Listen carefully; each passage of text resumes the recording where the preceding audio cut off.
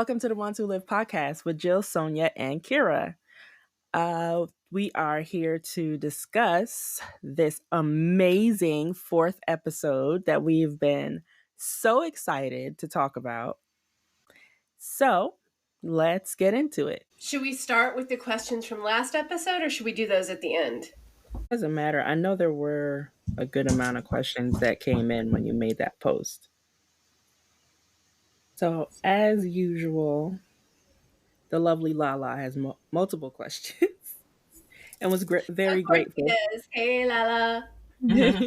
Very grateful for us answering the other ones. Shout out to Lala.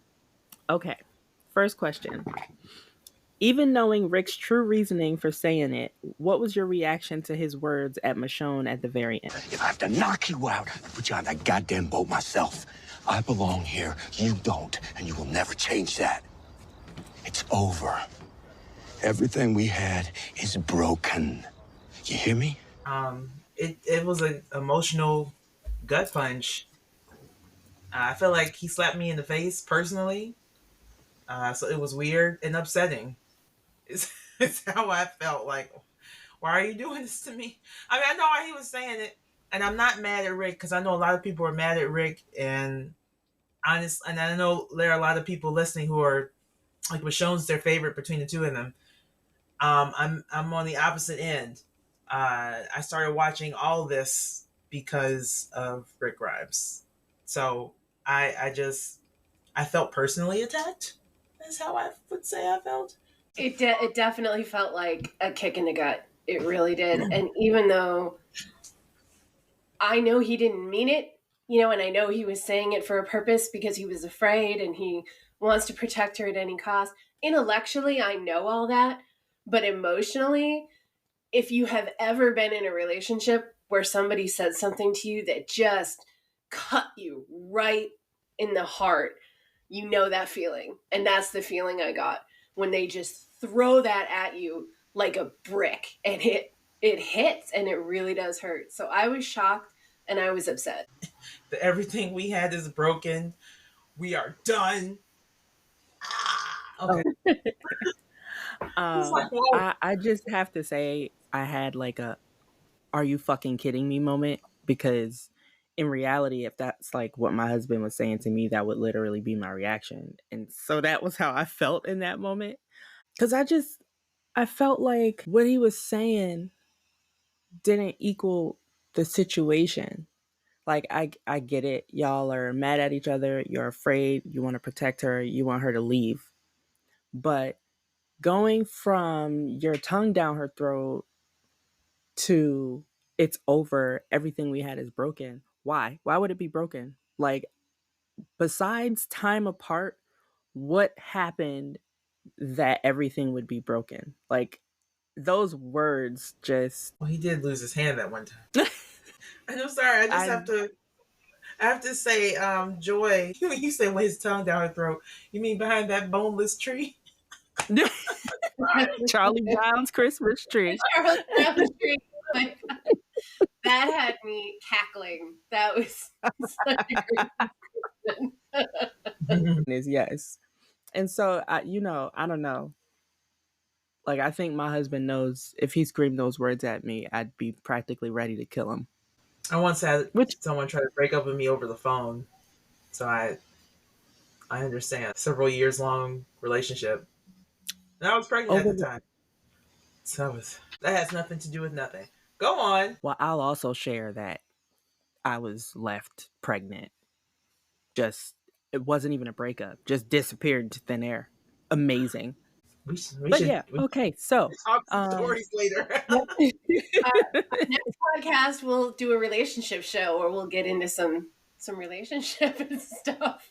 Honestly, I bet that'd be really funny and really therapeutic.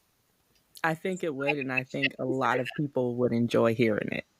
Yeah, I'd be down. Okay, let's see. What were your thoughts on Pearl this episode? And do you think she's actually power hungry or just really devoted to the cause? I can't figure her out because she doesn't seem like a true believer to me. maybe she is after what she saw or heard from this echelon briefing. Maybe she is, but she doesn't strike me as a true believer like Jadis. But she also doesn't. I mean, she is down for the army. She's down for the CRM. So I can't. I haven't got a read on her loyalty yet, where exactly it lies. Having been involved in the previous conversation with Jill and what she was saying in reaction to me almost hating Pearl, has me thinking, Jill, you're absolutely right. It took you about 5 times to say it to me for you to be like, we don't know what she was told. And that just has me thinking, because I feel the same way, Sonya. I don't think she's all in, even though that's what she's saying. But I do think that echelon briefing scared the shit out of her, so she needs everyone to think that she's all in. I think that's a good assessment. Wait, I can't do the Okafor voice, but imagine me doing the Okafor voice. That is the correct assessment. Yeah, she was definitely emotionally devastated with the whole fall of that one city. Was it Oklahoma or whatever? I don't think Rick was as invested, but she was definitely like, oh my god, like it was like 9/11 for her. That's what it looked like. Um, and I don't know where she's. I haven't formed a full opinion on her. I'm willing to give her the benefit of the doubt until further notice. And obviously we don't see her in 4, so but I'll have to wait until 5 to further investigate. But for now, I don't think she's a villain. Like people are putting her up there with Jadis, and it's like, nah, she's not all up on my man's jock. She's not talking crazy about murdering his people. Right. So Right. I'm not gonna make that comparison because I've been seeing that comparison floating around. It's like, I do not agree with that assessment. I can't do it. I can't do it. The jury's going to be out on Thorne until episode 5. I did see some people saying that if Rick would just trust her enough to tell her who Michonne is, that she might actually be on their side. I agree with that, but I can understand why he wouldn't want to roll the dice on that unless he absolutely had to. Like I wouldn't just bring. I don't know if there was a time to tell her, it would have been before Michonne got in. But then it's like that's a huge gamble, which I wouldn't roll the dice on that either. So when is a good time to say, hey, by the way? And they're still trying to work their shit out. Yeah. So it's not even clear yet. I mean, it is after 4, but at that point in 3, it wasn't even clear yet if she was going to go, if she was going to stay, if he was going to cover for her. Their plans were not set. They were still trying to figure out what was going on between them. So he might not have felt like that was the time to bring Thorne in on it when he didn't even know what their situation is. Well, if they and this is one thing we talked about on Squawking Dead. I'm trying not to conflate things, but we know they're going to be like kind of on the run in 5, but we also know that CRM isn't technically looking for them right now. Like they blew up that other helicopter and bounced. I'm sorry for the tiny person in the background. If Pearl were to find out that Rick's still alive on the run with Dana, and it came down to it, like if she had a gun on them or whatever, I think he would tell her then. I don't think she would shoot. Like, man, Thorne, look, man, this is my wife, okay? Remember when you said we were gone? Well, guess what? She found me. What did you want me to do? Come on. We still family, right? We still family? I think she would not pursue that. Rick beat the odds, and then he would get the chance to show her something not horrible. So, and I do think that if Thorne's female significant other did show up, that she would probably do the same thing Rick did. Like, who's she really going to trust enough to put her life and the person who she loves life in someone else's hands? Hopefully she would understand that. I guess that's a good time for the next question, which is, who do y'all dislike more, Jadis or Thorne? Come on. That's an easy one. Jadis all day. A very easy one. Jada's got to Absolutely. go. No hate to Pollyanna, no hate to her at all. But No yeah, hate to Jada's has Pollyanna. got to go. That creepy sexual harassment of Rick has got to stop. It's not okay when Ugh. men do it. It's not okay when women do it. It's not okay. Consent matters. Seriously, he moved back. Like, if that was gender reversal, I would think, you know, she, if that was Rose and James, I would think Rose would not want to be in a room alone with James. Like, cause he would do something. He trying to do That is something a too. hostile work environment. Yes, It is. Like, that is she is a that. slimy. And as slimy as she is, if it was a role reversal, I could imagine her getting the shit slapped out of her. What I could imagine a sexual assault charge the next day is what I could imagine if it was Mhm. gender reversal. Like Rick, don't take around her. She might put something in it. You wake up and your ass is hurting. You don't know why. I do love Sassy Rick, though. Oh, the shit. Absolutely. Do you think Rick owed it to Michonne for some explanation on what's going on, or would that have made her more impulsive? Bro had no time. When was he supposed to do all that? Right. Like, okay, yeah, okay, they made out a lot, but I don't think he had time to really explain. Well, he could have said, "Jade, oh, by the way, Jadis is here and she's crazy and she's trying to ruin everything." But I don't know. It didn't seem like there was a whole lot of time for them to talk. Yeah, I don't think they were free to talk. And I think that as well as Michonne knows him, she knows that whatever he's doing, it's to protect her in some way, even if she doesn't need that protection or even if she doesn't agree with how he's doing it. She knows in her gut that whatever he does is for her benefit. And honestly, both of them knowing how each other are, like the way she basically said she would tell him about RJ, like once they got away. I feel like they both know the reaction that the other person would have is going to need longer than the 2 or 3 minutes that they usually get to be alone. So So why even? I feel like just now in this moment, I feel like when he said those things, I just had a flashback to the prison. He thought he was talking to Lori and she would just roll over with his stuff and things nonsense and just get on the boat and leave. He Yep. forgot he was dealing with. It's like, hey, Rick, remember that one time you got knocked the fuck out? Who was that? Yep, she's always going to do what she knows is the right thing to do. Mm-hmm. And I think, especially now, she knows him more than he knows himself. She sees And one. who he used to be. She knows that her Rick Mm-hmm. is still there. You know, the Michonne that he didn't get to see maybe was the one that got introduced to the governor, that could just smell bullshit from a mile away, and you know, her gut was always right and in every situation. And maybe being away from her for so long is making Rick forget that, or knowing that about her just makes him even more fearful of how she would react to the CRM. You know, I just had another flash as well. He tries to write her off at Woodbury, and she's like, "No, no, wait, but you really need me. You don't see it, but you need me." And I mean, this was obviously not, you know, not that exact situation, obviously, but she knows when he's wrong, and obviously he was wrong about this, which is why he got thrown out of a plane. And maybe maybe if he had been a little bit more reasonable, well, they would have just been blown up actually. So it's a good thing that he wasn't. Right. They would have Right. been on fire. So that would have sucked.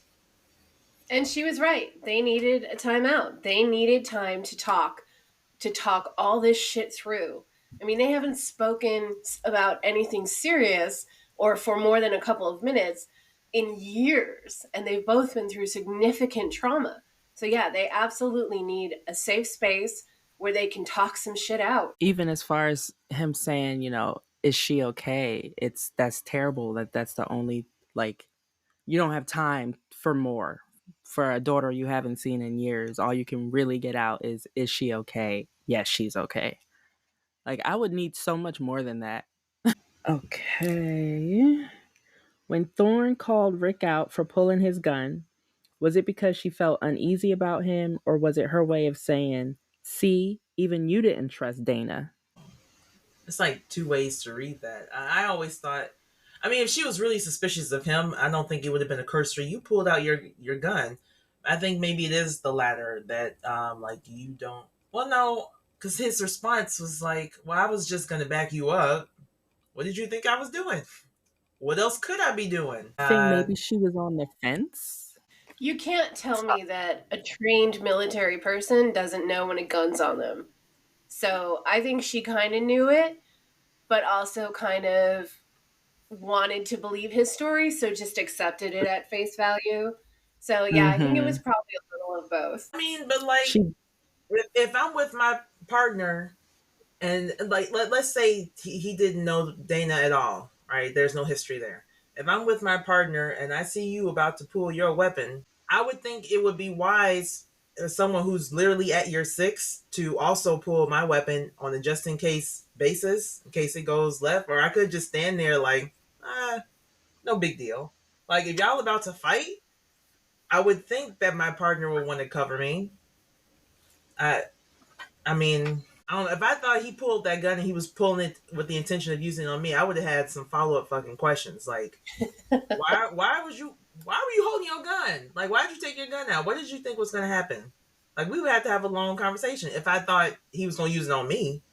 And because they didn't have a long conversation and she just accepted his, I was ready to back you up, I don't think she thought anything was amiss. And she I doesn't think say she does anything later either. desperately. Huh?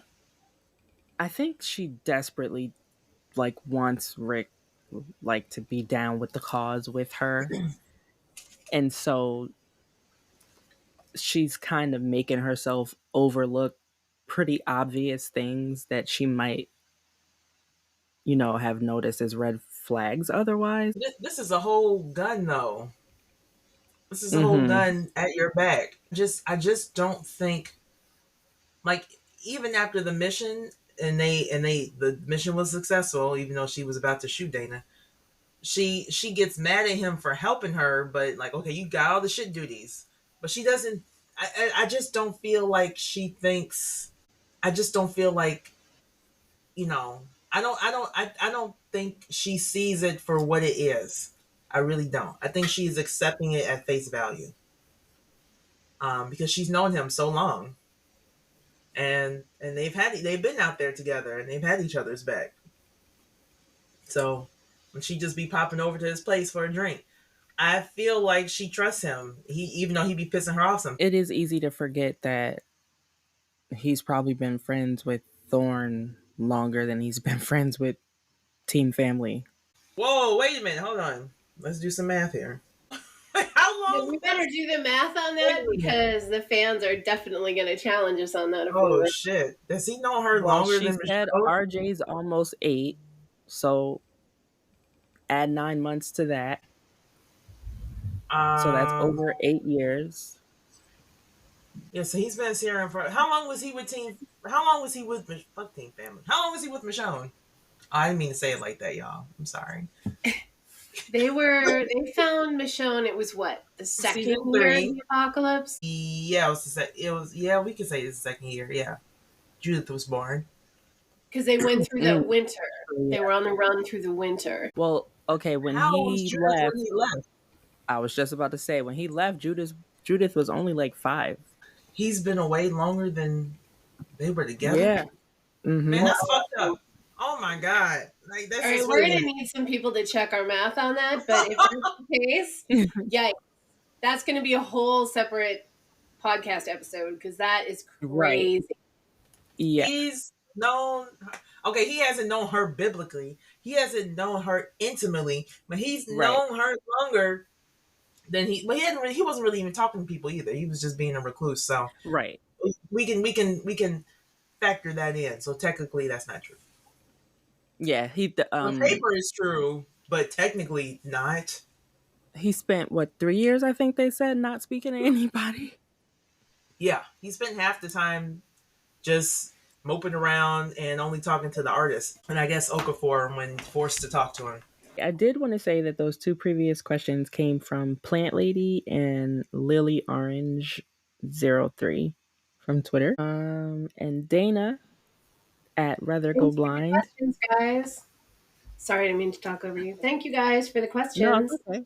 Dana wants to know, do we feel like Rashon are still the people we know and love, or did something shift and or change in their dynamic after episode 4? I think trauma always changes people.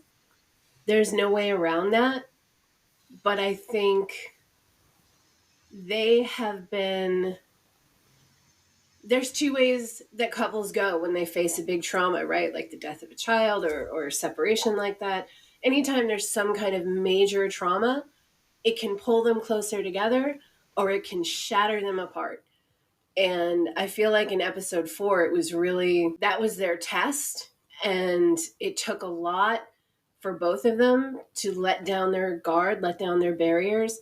But I think ultimately who they are and the strength of their bond is going to keep them, it's going to bring them closer together. I think I got off track there. But yes, they're going to be different people, but they're still going to be a couple that's just stronger than ever and meant to be together. I hope that made If sense. you, yeah, if you notice, you know, they were in sync, and I think even looking at and being with each other, they were starting to feel like the familiarity between them more. So I mean, even though even yes, as they they were fighting, they were with the Ardim, like hmm even as they were fighting and not understanding each other and not really connected, they still were perfectly in sync. They moved together, they understand each other. Sorry, I didn't mean to interrupt you again. I'm terrible with that no, today. it's okay. It's fine. So But yeah, I sorry. I just wanted to say that, after 8 years or however long it's been, anybody not in an apocalypse is going to be somewhat of a different person. So, yes, I do think they are different people, but at the core, they are still, that love is still there, that devotion is still there.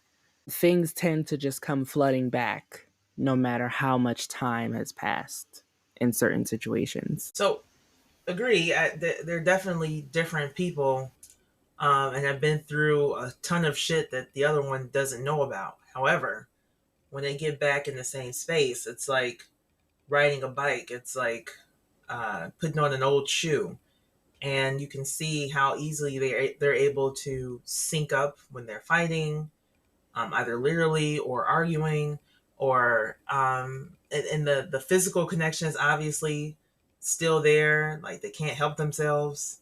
I don't blame either of them, and you know the the relationship itself, I think it'll be easy to just snap it back into place without like skipping a beat. But are they different people? Yes. Will those differences affect their relationship? Well, obviously it has in 4 until some walls come down. It will present pushbacks in certain instances, but it's not anything that they can't overcome. They're not so different that they don't make sense anymore. I feel like that's really the heart of the question that's being asked. Um, like you can be apart for years, and it's like it's like when you have, and I hate to say this, when you have an old friend that you've known like forever, right? And then somehow you blink and 3 years have passed, and you haven't seen this person or really even talked to them other than the occasional happy birthday post or something, and then y'all meet up for drinks, and it's like, wow, no time has passed. I feel like no time has really passed once they're back together. Right. I mean, and you can see that in hmm their reunion. Like she immediately goes to him, and he goes to her, and they embrace, and it's like, oh, thank God, the nightmare is fucking over. So, hmm but are they different? Sure. Okay, sorry. I saved this last question, number one, because I feel like it's comedy. But number two, because it brings us back to the beginning of the episode where we can start our discussion if you want. But Lala said, "Were you gagged when Michonne threw him out of the helicopter?" And so my answer is absolutely yes. I was gagged. I was screaming. I was hysterically laughing. Everything. All of the above. Yes. I was sitting there and I was seeing her stare daggers at him with her eyes. And I was like, oh man, she's gonna curse his ass out once they land. Oh shit, they're not landing. She threw him out the fucking plane. She threw him out the helicopter. Oh Lord, what's happening? Where's episode 4? I need it right now. I was fully expecting to see them back at CRM. So yes, I was appropriately gagged. Bravo to the writers of the F. Same, absolutely the same. I was holding my breath because the scene was so intense and she was staring at him so intently. And then all of a sudden, she pulls him out, and I went, "What the fuck? Is that how they're ending it? What the fuck just happened?" Yep, probably one of the best endings of any of the episodes because it was just so unexpected. And I needed that laugh because that was such an intense episode, especially that last like 10, 15 minutes. But yeah, definitely didn't expect that. So now that is the standard for if you love someone. Do you love them enough to yank them out of a helicopter when they're acting up? Exactly. I think my husband knows the answer to that is yes. I would absolutely eat him out of a helicopter. That is also what begins episode 4 is the continuation of the yeeting. Is that what we'll call it from now on? The yeeting. So Denai was sure to point out the fact that we didn't see them land because of budget, which I think is hilarious. Yeah, But we don't see it. yeah, they obviously landed in water. I did point out that like Michonne could see certain things that could let her know that they were over water when she And she did the was looking out eating. the window. Well, also, I have to make this point. I mean, the guy who made this fucking stupid ass comment on Twitter deleted his account, so he has been appropriately shamed. But what is wrong with our education system that this person did not know that light reflects on water because he insisted that you can't see water at night? Oh yeah, that guy. That was weird. She couldn't possibly have known that they were over water because you can't see water at night. Because of course helicopters have no lights and there wasn't lightning and light doesn't reflect on water.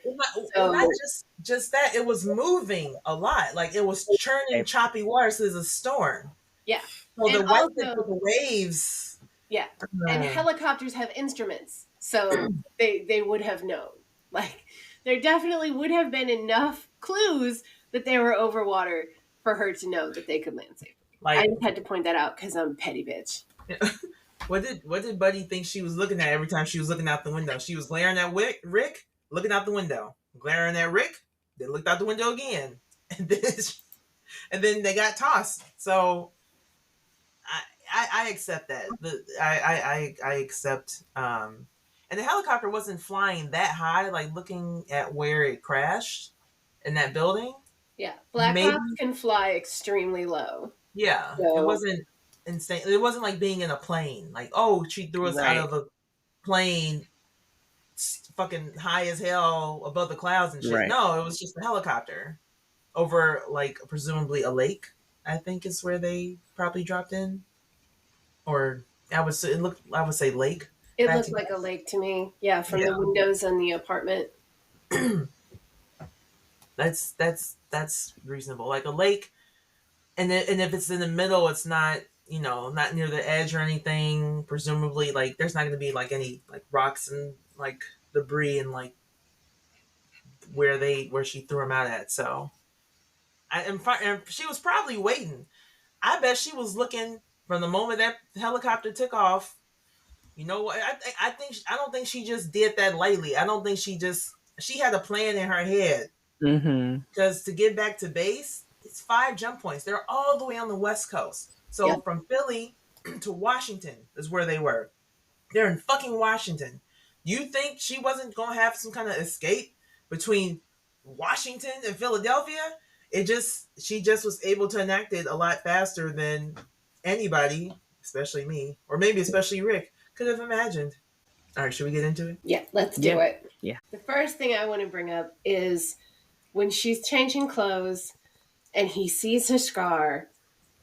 And I feel like that's the first time that he's really thought about the fact that she could have been through some shit during this time they were apart too. Like I feel like he's been very focused on his own experience, and when he sees that, he really looked like more than upset, like more than just oh, she got hurt. It felt to me like a realization that oh, I have no idea what she's been through. Wait, Sonya, how are you gonna skip over the lustful part first before he saw that scar? Man, my bro was pain. Like he was about to weep. Oh God. I miss it so bad. That was a separate discussion. I wanted to deal with the trauma part first. It was, I think it was even more jarring to him though, because he went from like the drool was literally just about to leave the inside of his mouth, and then like his eyes landed on the scar, and it threw him, like it Girl, it threw made his him go mood, soft. it threw his thoughts process, it threw everything. But can we talk about how well that was written for the female gaze? That was definitely written for the female gaze, and I applaud that. Everything Like Denai what? did in this episode was a fucking masterclass. God, I'm in awe of what she can do because not only the acting in this episode, but the writing was so good and so subtle, and it just, from the very beginning, just absolute perfection. Yeah, the way she turned around and looked at him when she sensed his eyes eating her alive. And she turned around and looked at him like, really, bruh? Really? Don't flirt with me right now. I'm Right. angry. Now is not the time. Okay, so then we go from that moment to now she's dressed to now she catches him staring again, except this time he's staring at the PRB. Wait, was there a question? I just, I guess, I guess I could easily see the shift from, oh, she's half naked in front of me, yum. Oh, she has this scar that I know absolutely nothing about. Something else to just remind him of what the I CRM feel could do to her. Yeah, I feel like seeing the scar made him think about that. What could happen to her? Mm-hmm. What could happen to everybody back home? It kind of kicked his brain back in from lizard brain, lust brain to protective brain. Mm-hmm. And Oh, yet he sorry. doesn't pull it. He doesn't. He could have, but he doesn't activate it. Well, keep in mind, she took it. She was like, "Oh, you looking for this?" And then she put it in her pocket, like, "Good luck, brother." Mm-hmm. So unless he was going to wrestle her for it, which we know he was not, Mm-hmm. he definitely wanted to push that button at first. He did not know what to do with himself. He's so confused. Like he's mad, he's horny, he's sad, he's I don't know. He's going through all the emotions, all of them, and you can see it all on his face. Oh, he's the face. Oh, The he acts acting so they well with both his face. did He's one with of the their few actors who can faces. act really well with his face. Mm-hmm. Um, so like he went from one kind of pain in his pants to a pain in his chest. Poor Rick. I'm just keeping it 100, y'all. I'm sorry. Yeah, the acting they both did with their faces in this episode, I just love it. I loved every minute. It made me giggle. It made me in my feels. It made me everything. We need some awards immediately. So, what do we think about the RJ reveal? I loved it. I thought that was the perfect way to break that news because I feel like if it had been done in some melodramatic, overdone fashion, it would have taken away from the impact. So I thought Mm-hmm. the subtle approach was perfect. Subtle, I would say petty. Petty Yep. to the max. And I am a Scorpio, so I get like, I'm oh, okay by with the way, motherfucker, why don't you write a letter to your son, goddammit? Here, here's some paper. That's what it felt like. I'm definitely okay with petty. So either way it works for me. I don't know. I got a mix. Like, I don't know. It felt like it came out by mistake on purpose, almost. Oh, shit, that was no mistake. She Like, sassy. yes, she was gonna tell him, but I just kind of feel like the way it came out wasn't what she wanted in the moment, but the rage that she felt, it just came out. Like you said, motherfucker, write a letter to your son then, since you all of a sudden writing masterpieces. Like, besides, is she okay? He didn't ask about RJ. He didn't ask about Judith. Sorry, fanboys, but he didn't ask about Daryl. Daryl was mentioned and he still didn't ask about Daryl. He didn't ask about anybody from Alexandria except He Judith. didn't. And don't get me wrong, I'm a huge Daryl fan, but he didn't ask about anyone. But it's always going to be his wife and kids that matter to him more than anybody else. And I feel like some people are going to criticize him for not being excited about learning he has a son. But you also have to understand the trauma that this man is going through. His head is in a million different places. And then he's getting this news. And of course, he lost his previous son. So there's going to be some fear there of he's afraid to love again. He's afraid to unfreeze his frozen heart because he doesn't know if he can handle loss again. And so yeah, I'm not gonna listen to anybody criticizing him for that. I mean, when he talked to her about the things that he was afraid of, he said specifically, don't you know the things they could do to our home, to our kids, to our son? Like, he broke it all the way down to RJ. Because I I think I'm think getting ahead of myself here, but he does when they do finally get to have sex. That breaks down that barrier that's been between them. And then he does ask about RJ. He does want to know about his son. He does soften, but they had to break through that barrier that was between them first. And I cut you off again. Jesus, I'm gonna mute myself right now. no, I actually like it when we're kind of all unmuted and then you can hear us like all laughing at the same time about something. So I don't mind it. It's like the natural order of conversation. Do we want to talk about the moment they both had when she walked out the door? Yes. I want to talk about one quick thing before that. Mm-hmm. I actually did some research about this, and I feel like there are going to be people who criticize Rick for the mindset that he's in, and I just want people to understand that, like, this kind of Stockholm syndrome, this institutional mindset, like, it's a very real thing. And I did the research on this because I am a fucking nerd. 3/4 of people who are released from prison return to prison within 5 years because they can't adjust.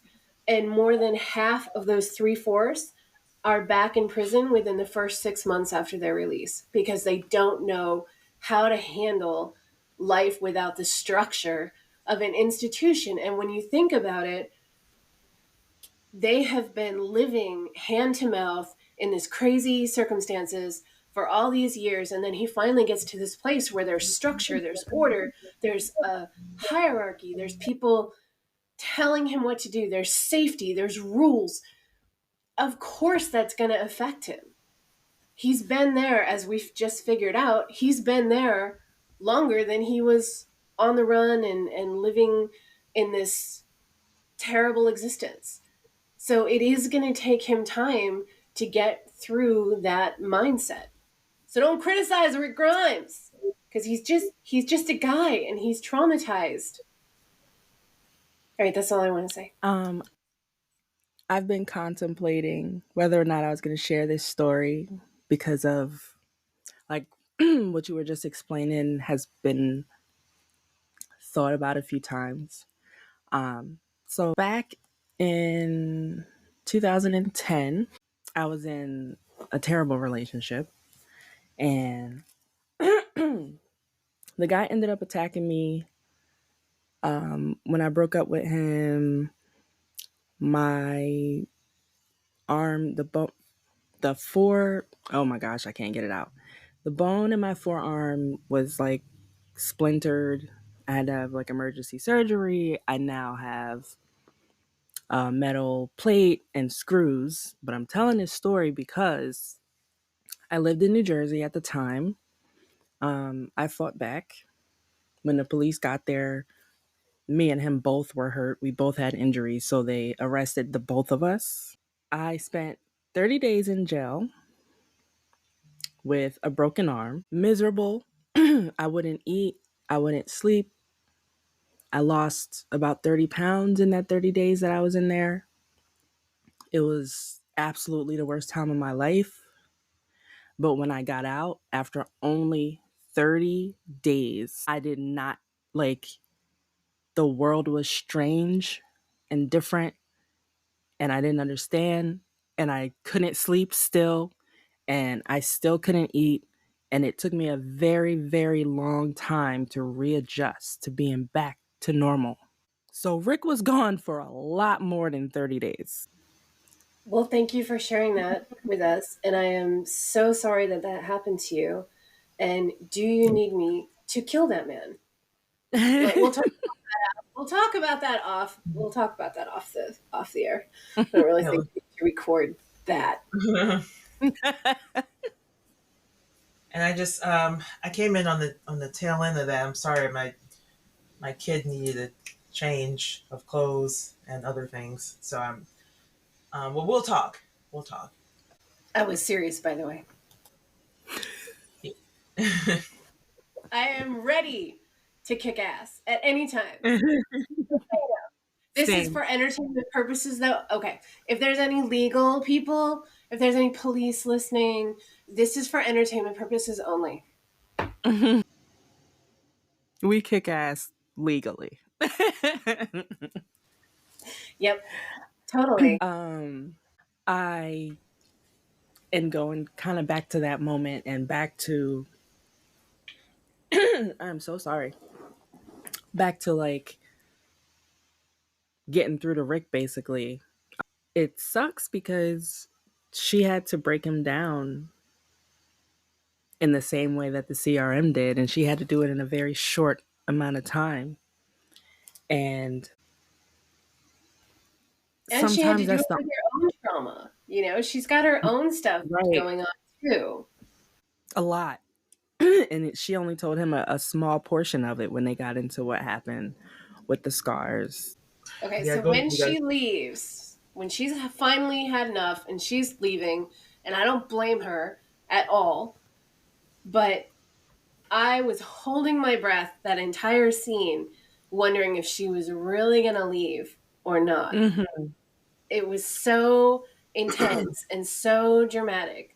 But I also felt like I saw a little bit of the Bridgerton influence there in that the drama of that scene. I need to watch Bridgerton. I'm rewatching it now, actually, and working on my own romance. But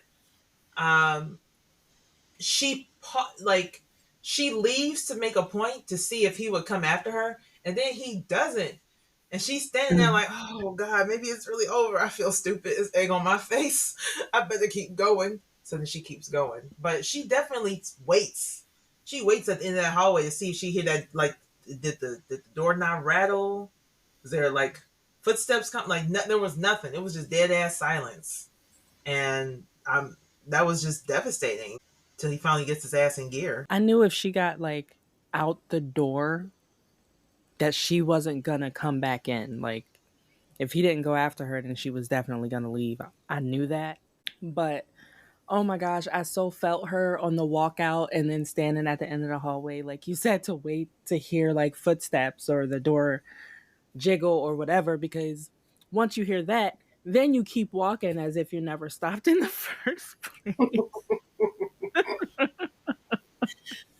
But when he did finally exit that apartment, he was running. And as an old person, that is the kind of running that hurts, that you are going to feel for days. So the structure of that scene, I've watched it a million times to try to put it all together as far as where they are in comparison to where the helicopter crashed, in comparison to where Michonne was trying to exit. Like, Wait, what? okay, they're up in that apartment. So I was trying to figure out, okay, that apartment was in the next building from where the helicopter crashed? Like, was it right next door? Two, like, towers that are connected. Okay. And so they were in the other tower. I would call it a condominium complex, and it was like a L shape, looked like. So like they're connected like that. Like I'm trying to think of a building that's similar. Probably some big ass hotel on the Vegas Strip because they're like, you know what I mean? Be like part on the strip, and then the other half is like off strip. I guess I'm wondering also, okay, then she left. I guess we don't really see how far she gets after, like, they go back to show Rick having a complete panic attack at the door, trying to figure out if he's going to go after her, and then hauling ass down the hallway. But I guess I'm trying to figure out, like, did she get all the way down to the bottom floor? And was she looking at walkers that were outside? Yeah, she was at like the lobby. So do we think that now the buildings come down and the meet in the center is the exit where she was, or maybe there's two separate entrances and exits? What? Does the question make sense? I think she was in the exit, the lobby in the center. Okay. Because they started to cross over to the other side when the walkers broke through the door. When the explosions happened and the walkers came through the door, they ran into the other side, and then they had to get back to where the apartment was because that side of the building was not starting to fall apart yet. So they went over to the other one where the helicopter was, and then back, like maybe on the ground floors because it looked like they had a gym and they had some other common areas. So I think they went over that way and then had to go back. And I gotta say, I love their bickering. It had me in a very emotional episode. It was a very necessary comedic relief, the way that they were bickering back and forth while they were fighting walkers, because it just shows again that even when they're not on the same page, they're still on the same page. Like they can still drop into this ability to fight together so well, and it was very fun.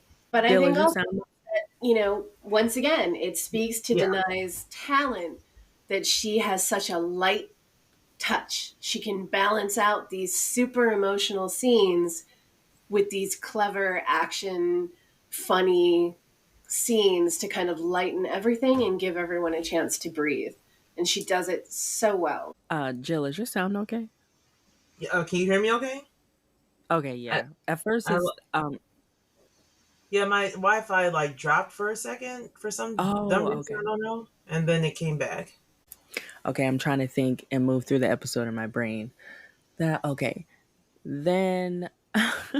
Next is the action part where the Commando. I love that scene. They're so funny together. I just loved it. And then him the back and forth bickering banter. I know that. Yeah. I wish they talked of G.I. Joe though. Yeah, that would have been hilarious. Probably for copyright reasons, they couldn't. Oh, that's True. They probably would have had to pay a fee for that, some kind of licensing fee. Mm-hmm. I can see it. When that chandelier dropped on her, did you think it broke her leg? I was sure it I broke her did. leg. I can't believe Me too. she escaped that. That was amazing. I didn't think either one of them got hit. So then when we come back from the commercial break portion and we see that it's Michonne that's strapped, um, I'm glad. I'm glad that that happened. I'm glad she got pinned. I'm glad she got stuck. I'm glad he had to fucking save her. That was one of the questions I was asked a long time ago by Lonnie Love. And there's always this question like Michonne is almost always saving Rick. She's always saving him. So here he got to save her. She got to be the damsel. I don't know who she thought she was kidding, talking about, okay, you gotta go. It's too late. I'm just stuck. I don't know why she thought he was gonna go anywhere. Like, oh yeah, okay, I'll just leave you get eaten by these walkers. Okay, bye. Like, come on. But I'm just glad we oh right, it was written by a black woman, yes. I'm glad that she got to be the damsel and be saved. Because I'm trying to recall uh I think one of the last times like Rick actively and directly saves her, like my mind goes right to the Claimers. His actions intervene there. We see Who her saved saving him a her? lot. The garbage lady. Did he get the garbage lady off her, or did she do that her all on her own? I can't remember. What garbage lady? I need to rewatch the later seasons. After 6, it gets kind of fuzzy for me. When She beat Negan her on her attacked, own. She when beat it her was by in the herself. episode, did she do it on her own? Mm-hmm. Okay. It was the episode where Sasha dies, where Negan attacks and the Oh, garbage she gets people. thrown off the balcony. Yeah. Oh, Mm-hmm. right. I mean, or some that lady gets thrown off the balcony. Yeah, no, they just find Mm-hmm. her all beat up. What episode is that? Do you know the name? I would like to rewatch it It was the because finale. I think it was the season finale of first, 8. 7 or 8. Must have been It was 8. 8 or 7. It must be 8, right? Doesn't 8 start with like all out war? Like 7, they just go through Yeah. being the savior's bitches for the most part. Yeah, I think it might have been 8. The season finale of 8. Okay, I'll have to look into that. I'm gonna watch select episodes in the later seasons. Like every time I do my rewatch, I get stuck. I get stuck in 6. I have a mental block. I'm sorry, but I will revisit that. But no, they don't save her. They tend to her wounds. Is what Rick and Carl do. Mm-hmm. But yeah, Rick saves her, professes his love to her. Like what are the steps he goes through in this step? And I don't know that we would have necessarily gotten that without having certain people in that writers' room. Let's just say that. Let's just say it. It was the season 7 finale. I just looked it up.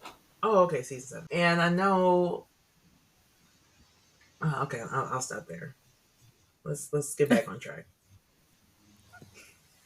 Yeah, sorry for that tangent. All right. I should have watched the episode today, y'all. I'm trying to like scan through the the scenes in my head. Okay, so after they're in the You never have to he thank gets me. trapped, you never have to thank me ever. And then they get free and run back to the apartment. Okay, here we go. Yep. All right. Here's what we've been waiting for. So, Rick makes the first move. Despite his emotional trauma, despite his wounds, despite all the arguing and sniping, he puts his hand on her hip and baby. And Sorry. so gently too, because again, consent. So he's very tentative at first, like, is this okay? Can I do this? And then he just is like, yep, I'm doing it. She at first she doesn't look at him, and I think she's unsure, and I think he was pretty sure what he wanted when he saw her taking her clothes off as soon as they got there. But anyway, they get right down to it. Now, there's been some discrepancy in this one scene when he kind of freezes up. Kara thinks one thing. I think the total opposite. All right. So, Kara, do you want to say what you think happened, or should I go first? In my opinion, he was becoming very overwhelmed in the moment, um, and Emotionally. was borderline having an anxiety attack, which prompted her to like grab his hand, put it on her chest, like it's okay, I'm here, we're good, and then they continued on doing what they were doing. Now Jill thinks, So, it's been years since he's known the touch of a woman. This woman who he's madly, deeply, passionately in love with. I and they're raw dogging it. Like, come on. I think he was about to bust. He was like, "Oh no, I don't want it to end." And then there's probably also the added layer of, okay, so we know they're not using condoms. Like, are we talking Cream City? And she's like, "It's okay, it's okay." And then once she does that, then he flips her over, man, and they just go for it. But I think it was the case of love would not let him wait, and then he was able to bring it back and drive it home, so to speak. That's what I think. All right, should I be the tiebreaker? I don't think I don't want to sound like I'm placating because obviously that's not me. I kind of feel like it's both. I feel like he has been so buttoned up ever since he found her or she found him. Ever since they've been back together, he has been so afraid, and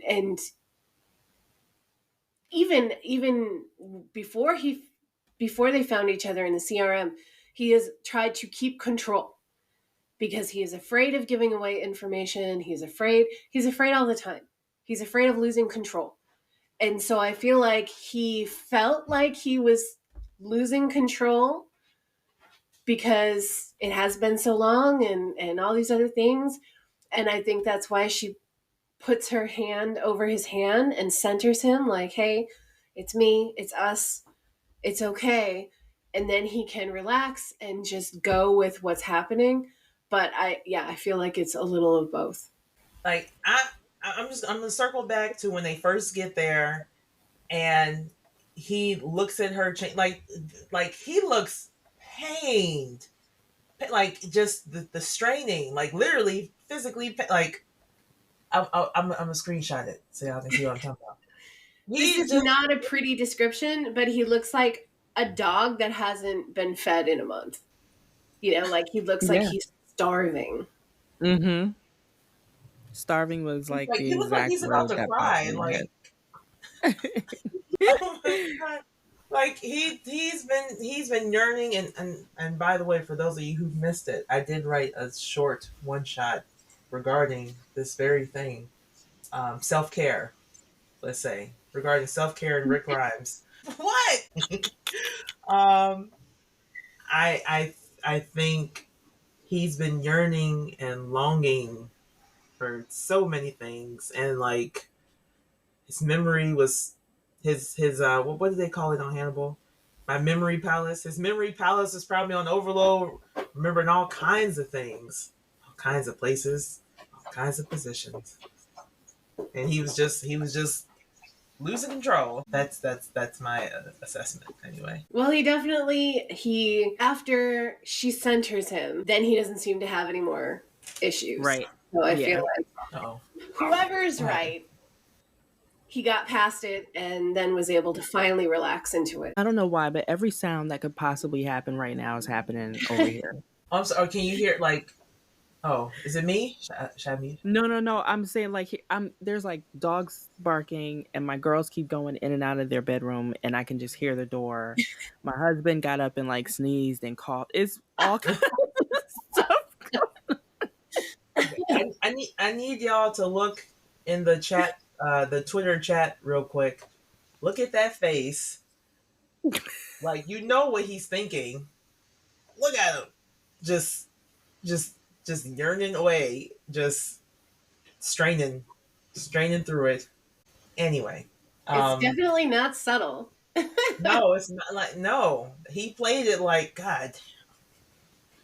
I just want Uh, to touch it. I just want to sniff her. I just extremely sidebar, but a funny.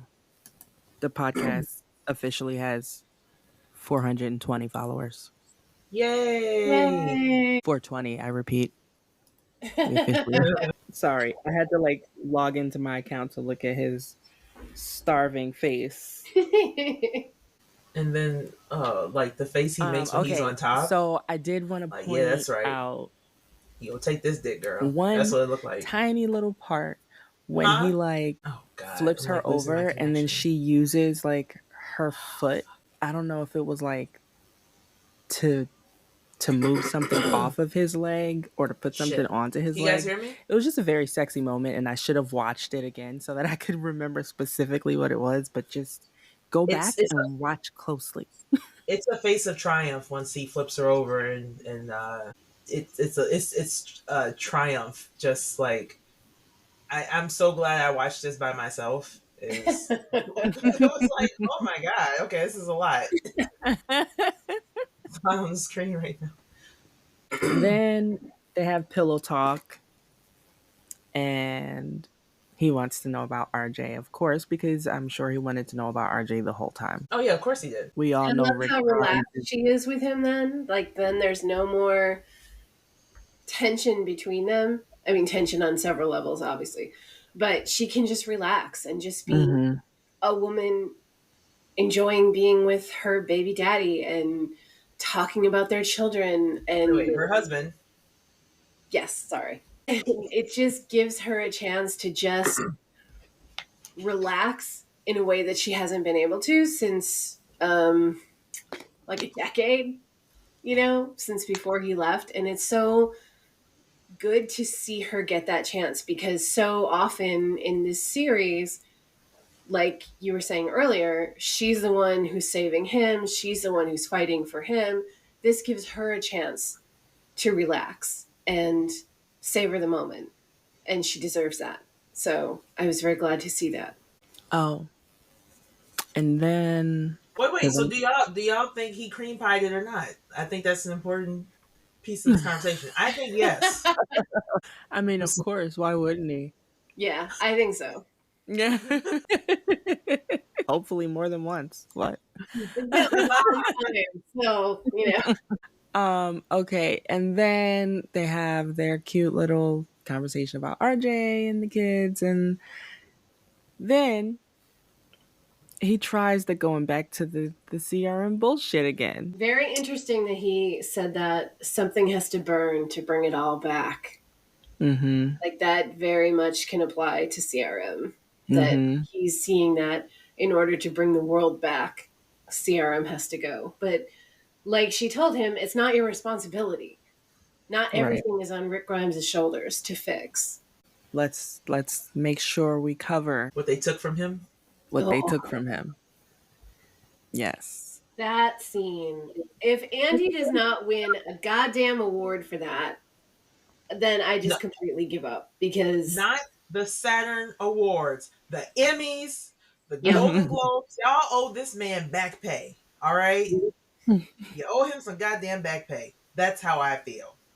I want the nominations and I want the win. Let's be clear on this. And on the first, probably even the second, maybe even the third watch through, you're going to be very focused on Andy and his acting, his amazing, phenomenal, fantastic acting. But watching it now, I just love how when she shows him the phone and he looks at the image, you can see almost what flashes in his brain. Like it allows him to actually see Carl again in his head. Like those flashes that you see on the screen to me are the flashes in his head of Carl coming back. Yeah, and that whole scene just ripped my heart out because Mm-hmm. he's so. But she finally got him to that point where he had to break down. He had to tell her what was going on. They had to get through that. But when she said, "Our love doesn't get denied," I just, oh. Mm-hmm. And I am not a romantic person. Mm-hmm. And yet that softened my Gen X cold, dead heart. I have some thoughts, but I have to move to a different location. Okay. I need like maybe 40 seconds. Okay. In the meantime, I can say how now when we watch it, because we've seen it so many times, when she says her love doesn't get denied, there's a giggle because her name is Deny. I also like when she told him that she knows him and that that's not how he loves. That Mm-hmm. hurting her is not Oh, how he yes. loves. Yes. Whew, yeah. That's why it baffles me when people say there's no chemistry between them. Like, how can you even say that? Oh, my How? God. How is that even? I don't understand it. I don't understand how you can watch these two people on the screen and say that there's no chemistry. There's nothing but chemistry. Oh, you know why they Oozing say off it. the screen. You know why they say it. It just You know why they say it. They wouldn't say it if she looked like fucking Rosita or Supercuts or even Sasha. Even Sasha. But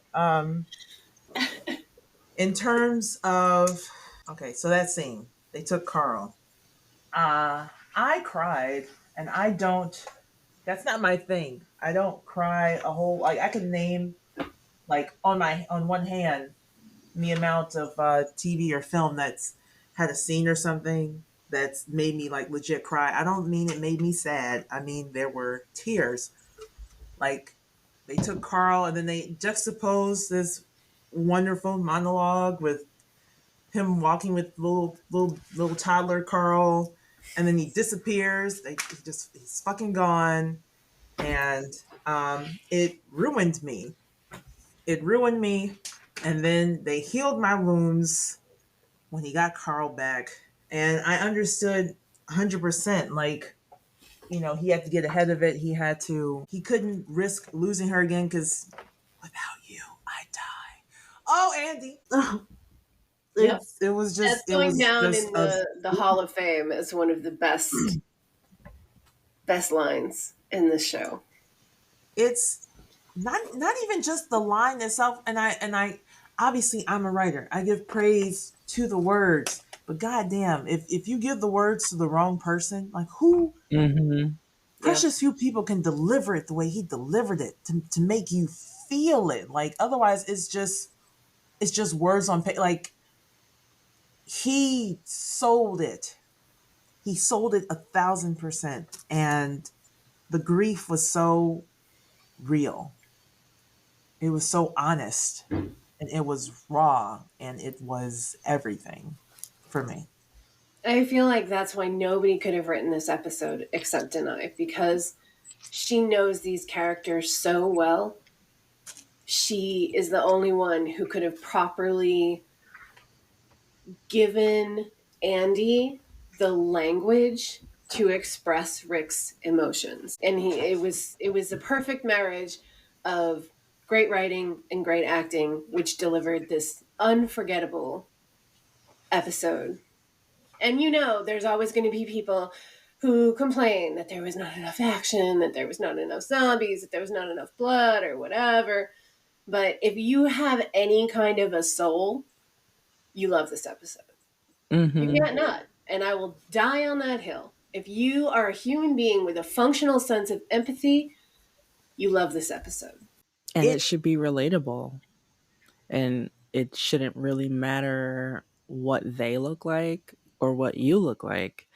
If you've been in love or even experienced other kinds of love, you should be able to relate to something in this episode. and in addition to that, in terms of like, like there's action in it. Obviously, it's more dialogue heavy, almost more so than any other episode we've seen, except maybe the first one, except for the pilot, right? The pilot of The Walking Dead. Let me be clear, right? Because that's mostly Rick on a fucking island, and then Rick and Morgan and Dwayne talk. Like it's a lot of talking and a lot of silence for the most part, right? So it's not like this is unheard of for this type of show. And I would argue that, especially for seasons 1 and 2, a lot of it was mostly just interpersonal relationships, one-on-one, not so much big on the action, but heavy on the drama, which is what sold the show to me in the first place. Everything doesn't have to be slice and dice, right? These two people needed time to decompress with each other and get to know each other again and have an honest conversation. And it's not like some people are going to say it's slow, and it's like, I don't know, are you slow? Because no, it's not. Have you never seen like a fucking Tarantino film where they will literally just sit and talk for 30 minutes in the scene? Like if what is being said is important and well told and genuine, what is the issue? Because I know some people are going to have issues with it. And to that I say, well, tough titty. Tough titty is what I say to that. And we only have 2 episodes left. So obviously they're building to something. These 2 characters needed to get back in sync with each other. They needed to get back on the same page, be ready to fight for each other again. And it's, until this point, it's all been Michonne fighting for him. Now he's back in the game. His head is back in the game with her, fighting for his family. Now we're going to get to it, like now it is fucking on because he is back to where he needed to be. But they needed this break where they could work these things out, and they needed to have sex. They needed to have that physical touch, the physical intimacy to break through that wall. So I think they handled it perfectly, and I'm really excited to see what's coming next. A lot of people thought that we wouldn't see a reunion until episode 4 or 5. And I feel like in a lot of ways... That's what the execs wanted. That's what those bastards what wanted. they wanted. Did I That call would them have out? ruined it. Honestly, it would have ruined it. They wouldn't have had time to work through their issues. But I feel like in certain ways, we did get like a reunion in episode 4. What? Of course we did. We got a reunion, of course, in episode 1, and then a different we got the real reunion in 4. Exactly. We got like a reunion. A reconnection. The reunion that mattered happened in episode 4. We had an interlocking. I'm gonna stop. That's what and she said. Their decision, to be able to talk and actually make a decision going forward. Yes, we are that team that we used to be, and we are gonna stick together going forward. And whatever comes, we're gonna handle it together. Like whatever comes. Finally, yeah. I couldn't just let that lie. So everyone know they did not have sex in the yellow truck. I'm sure some people are going to be very disappointed by that. Well, no, they're still driving. And I said this on Squawking Dead. I'll quote myself. I think once they get 2-3 miles away from the destruction and those walkers, they're pulling over for a quickie. This is true. Yeah. He was ready. He was ready. Mm-hmm. She was ready too. Yeah. And they still ready. They just need a little bit of distance from from the collapsing building and whatnot. And then they can pull over. Sorry. Mm-hmm. I just love how light and playful they are at the end, which is a complete contrast to what they were at the beginning of the episode. Oh yeah, definitely. It's like a purge. It was a purge. Back again. Mm-hmm. They purged a lot of toxins, and now they can just be free. And they have this amazing road trip cross country now. Right? Back to Alexandria. Oh my God, I'm so excited. Oh my God, they're going to be driving and stopping and having sex and talking and loving and just all the wonderful things. I'm ignoring the whole CRM part, so forgive me. I'm just going to act like it exists right now. I just want episode 5 to be happy, happy, joy, joy. Now that's not going to happen. Right. Man, let me have my dream. I want episode 5 to open with a sex scene in that truck. The one thing that we know always happens in the Walking Dead universe is they think they have a vehicle that's going to get them where they're going, and then it doesn't.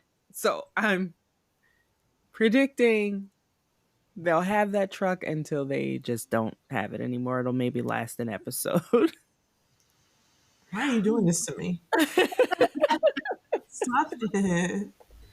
I also said on The Squawking Dead, the only thing I think that they will disappoint me with in this show is not killing Jadis. Do you agree or disagree? I agree she has to die. I don't know though. I think it's going to depend on if we get a season 2. I wonder if they have left things open-ended for her in case they want to bring her back. Mm-hmm. Yeah. Definitely. I mean, Rick made her a promise. So Mm-hmm.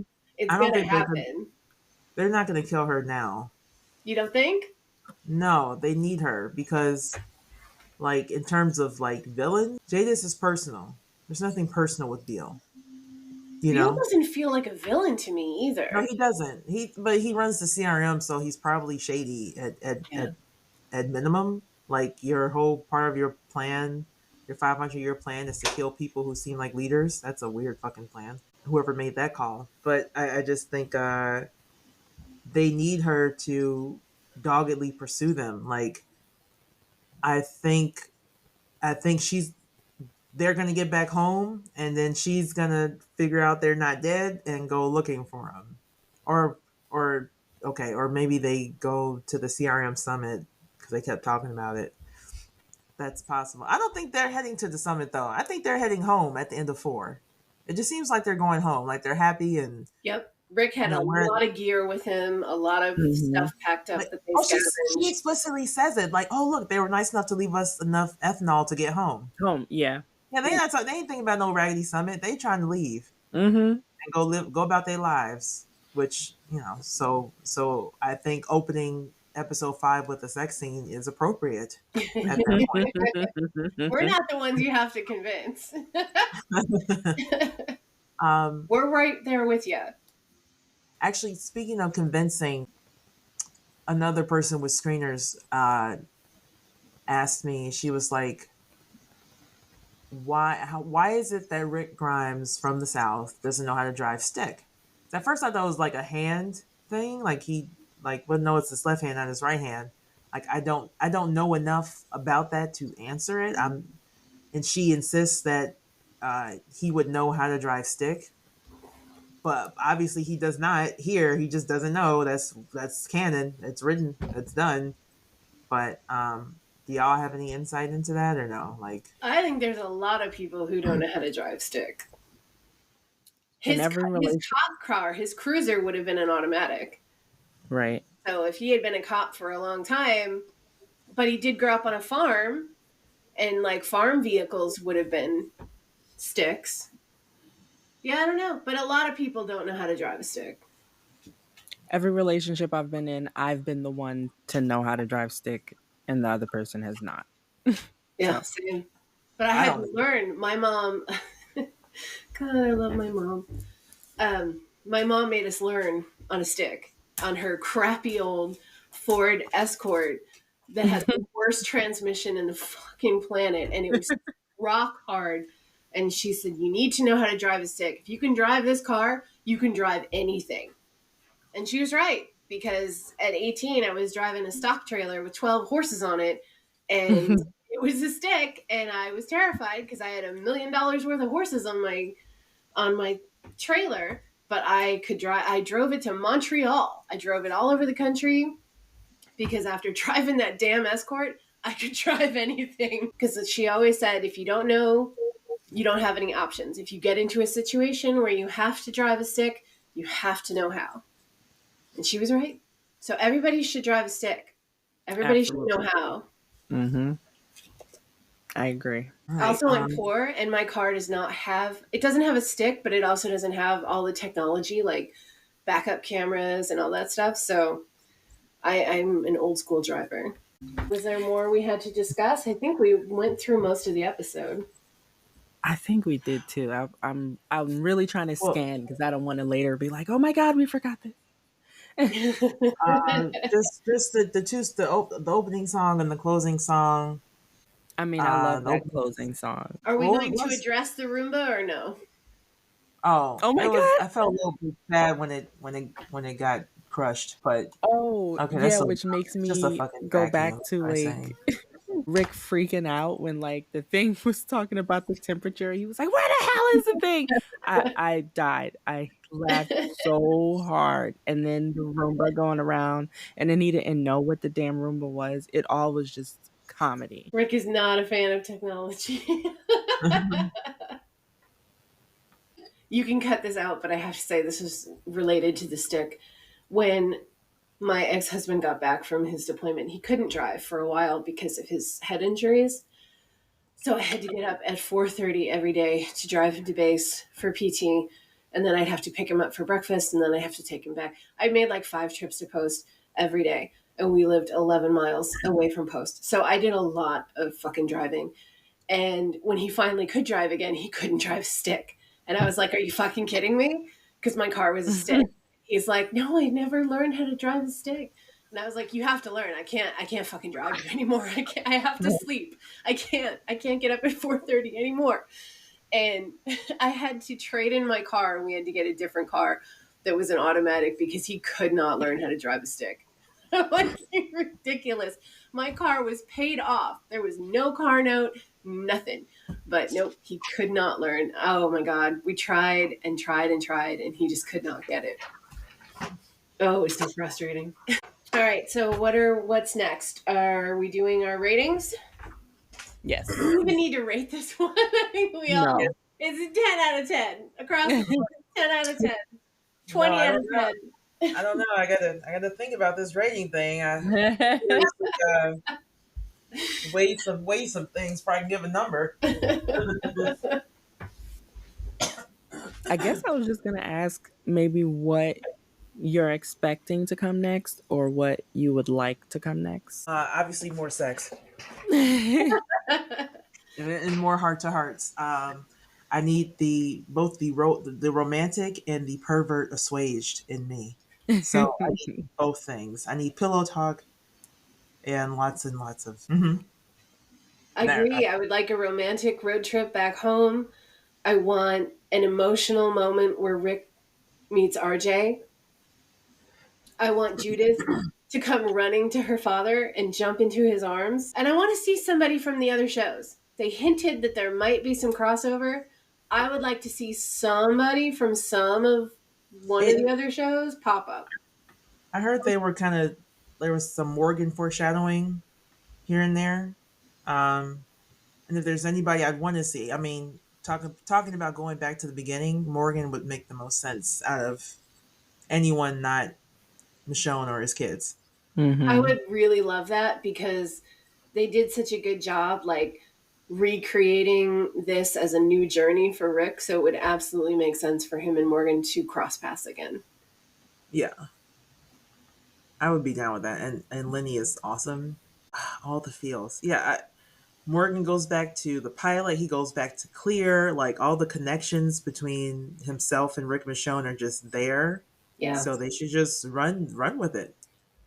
I also thought it would be fun if they were, like, let's say they were driving to get back and they were in the mountains in the Smokies and they run across Isabel and Al, who are in that cabin in the Ooh. Smokies. I That would was be thinking fun. about them running across Isabel and Oh, Al the too. Al and the CRM lady. Yep. Uh, I'm not gonna lie. I don't care about that as much as Morgan. Well, Sorry. I'm thinking that Al could help because she was CRM and she did get away. So I was thinking she could maybe Oh, help them. wait, not Al. You mean Isabel, right? Yes, sorry.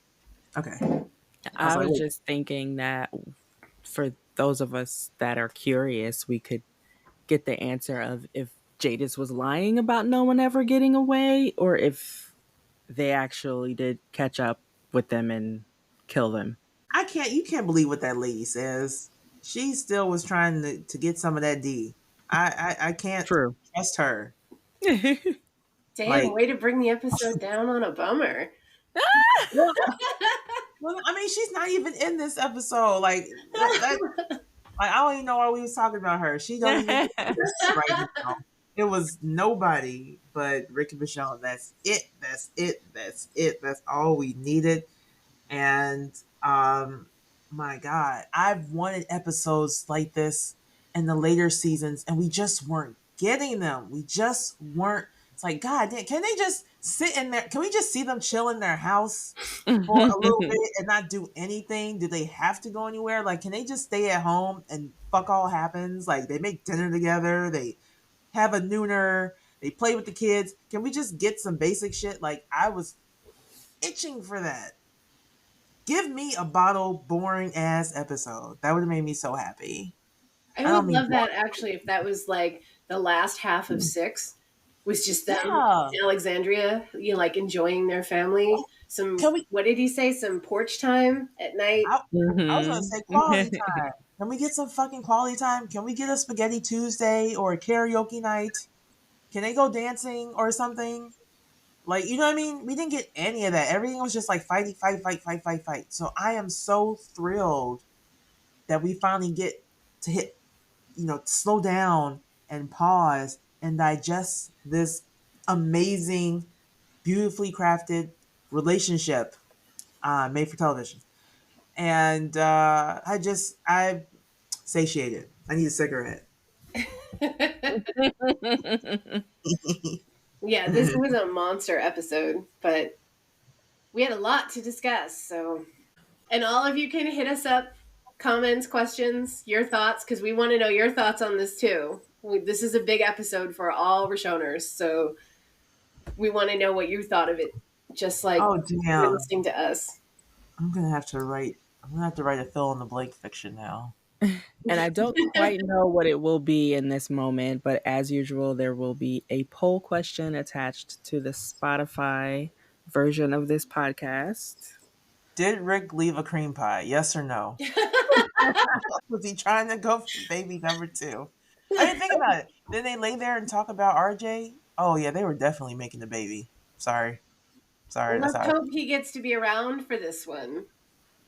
Yeah, he did not pull out. I'm gonna have to write about. So last week's Spotify poll question was, how do you think Okafor would have reacted to recognizing Michonne at the CRM? And 49% of you voted that he would have tried to recruit her. Oh right, recruit Michonne. Yeah, remember. So I try to make the questions basically like something we debated about during the episode, and so we talked about that during last week's episode. So that was a question. And I think where did I answer this? Didn't I answer They, this already? yeah, they. No, I was just saying that was what they voted. They basically agreed with you because this question came up because of you. Thanks, guys. And then runner up was use her as leverage against Rick. No, he wouldn't. Okafor was not. He was not a cruel man. Like okay. A lot of people were under the assumption like they were like BFFs. They were amicable. Mm-hmm. They were amicable. But Rick was prisoner. That's just what it was. Mm-hmm. But Okafor was not. I would say he was not an unreasonable man. I don't think he was an evil man. And I don't like that changes the conversation. If she's there, right there in your face, this is not the same as let's bring her to the secret city so much as, well, here she is. She's already here. And more than that, she can help further your mission, your personal goals of changing the CRM from the inside. Why wouldn't he? There's no reason why he would feel intimidated like Thorne. There's no reason why he would feel threatened like Jadis. He would utilize her as a brilliant resource, and rightfully so.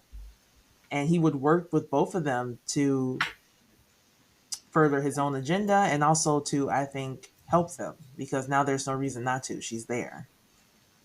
Case closed, as far as I can see. Wow. I'm just gonna let you have that one because I do not have a strong opinion on this. So we'll just okay. Yeah, please. Unlike Rick.